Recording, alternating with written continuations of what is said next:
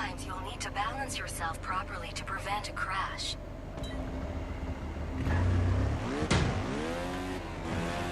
Did you see that? I have no idea what I did.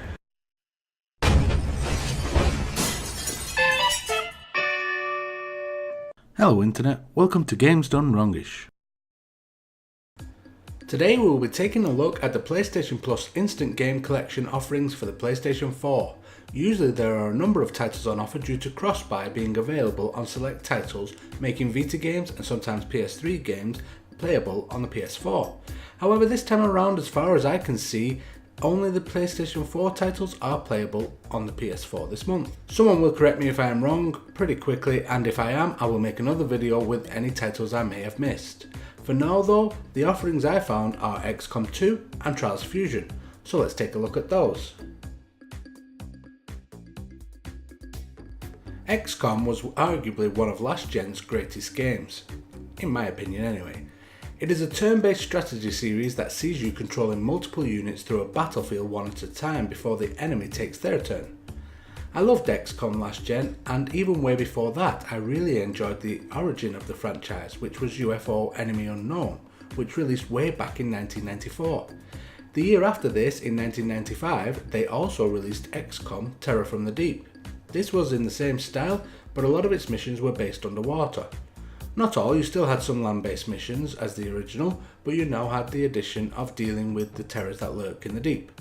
Terror from the Deep also released onto the original PlayStation a year later in 1996, which I think was the series' first jump onto console and possibly what spawned these games on console 2 decades later.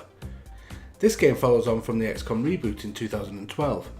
At the start of this game you are advised that despite your best efforts in the first game, the war was eventually lost and the aliens won and took over the Earth. They now assimilate humans, making hybrids out of them for war, and basically cause a nuisance. XCOM is barely hanging on at this point, and it's up to you to get them back in line and create a fighting force out of them to take on the aliens and take back Earth. Hurrah! To do this you are given a base of command. From here you can research new weapons and gear to increase your chances out in the field. You also need to manage the base, ensuring there are soldiers recruited, armed and ready to fight when the next alert appears. Base management can be a hefty task in itself. Kind of like Fallout Shelter. If you have never played an XCOM game before, then you will have a good idea if you played that. Obviously XCOM came way before Fallout and set the way. Once you have your base under control, your team assembled and equipped, it is time to head out and take on some aliens. As mentioned at the start, this is done via turn-based moves and attacks. You can choose to use your turn in a number of ways. You basically get 2 moves that can be used to move then attack, or move twice. You may want to move out of danger or closer to an enemy before attacking. You can also choose to move once then reload, or stay put, reload and then set your character into Overwatch, which puts them on alert and will allow them to get off the first shot if an enemy comes into their line of sight on their turn. In my short play session for this overview, I do not think I got a medic yet, but from experience playing this on PC prior to this, I know for sure that you get medics, and therefore you can heal up and treat your squad in battle if and when required. You can also have snipers and grenadiers in your squad to lay the smackdown in all varieties. Your attacks are based on a percentage score. If you have a good line of sight with little to no obstacles in your way, you will have a higher percentage chance to hit. If you can flank an enemy, then their symbol will turn yellow instead of red on the UI, meaning you have a better chance of not only hitting them, but also getting a critical attack bonus. How you place your units around the battlefield and approach each scenario is going to be the key to success or failure. If you lose a squad member in the field, then that is it, they are gone from your squad and you need to recruit more or use one of your new recruits to fill their spot. This can mean that it is possible to lose your most valued squad members. By that I mean the members you may have had for quite a while and leveled up a fair bit. Each member earns experience from each battle, and this experience can be used to increase their effectiveness out in the field by granting them more abilities such as melee attacks or increasing the effectiveness of their current abilities and sturdiness. Not only that, but you can name them.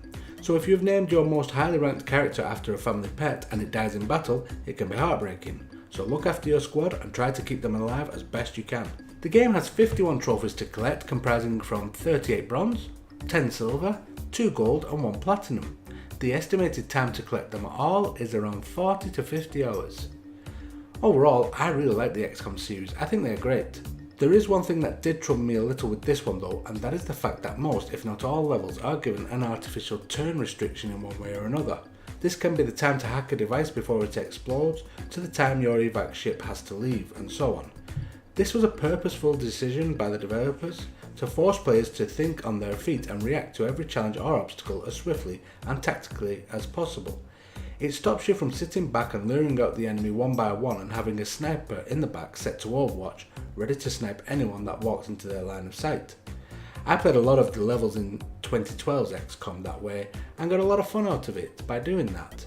I know it's a cheesy tactic, but it got the job done, and it was my time that was being wasted waiting for them to come out, so I kind of wish I was still able to choose that as a viable option. Alas, I cannot, so I have to admit that I will fail a mission multiple times before I work out a viable strategy and get it done. This means having lots of save files, which is fine on the lower difficulties. On the higher difficulties though, manual saves are removed.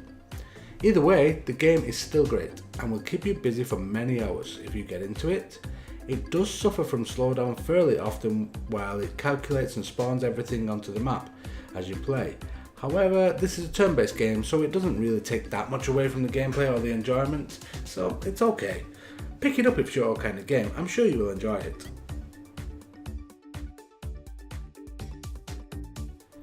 Oh Trials, I love you and I hate you. Trials is a motocross game that confronts you with many trials to complete. It reminds me very much of a very old Commodore 64 game named Kickstart, which also spawned a Kickstart 2. As such, in both series the controls are fairly simple. You simply have to move forward and backwards to balance on the bike whilst using your accelerator and brake to increase and decrease your speed. You do this through many perilous tracks that will have lots of ramps, jumps, falls and climbs to complete in order to make your way to the finish line. You get medals depending on the amount of time it takes you to complete the course. Just for reaching the end you will gain a bronze medal.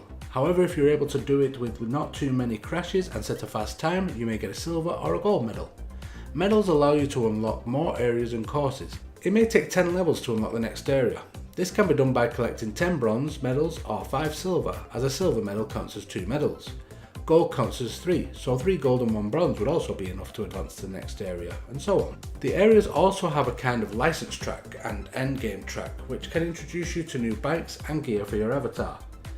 The bikes gifted for unlocking a license at the start of an area will often gift you a bike that is better suited to the kind of courses you're about to face. If you need more power to climb higher ramps or make bigger jumps, then you will generally get a bike from completing the license that grants more power and speed as such. You also gain new outfits that you can buy with credits you are making from each course and equip them to your avatar to change their appearance out on the courses. The base game has just 16 trophies to collect, which comprise from 12 bronze and 4 silver.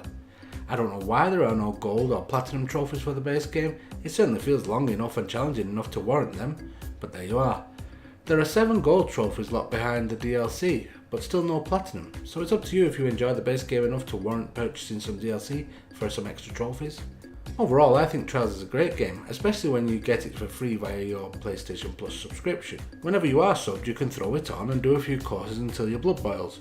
It makes the next game you play seem very easy. Add it to your library if you don't already own it. I'm sure you will get some enjoyment out of this title, if only for a few hours. That wraps up this month's PlayStation Plus overview. Let me know in the comments below if you will be getting any of these games and which you're most looking forward to if you are. I'll be back again next month with the next set of games, so I hope you will join me again then. If you like this video, please consider watching another. 2 suggestions will be on screen now. Also, if you have not subscribed already, please do so by clicking the icon in the middle of this screen.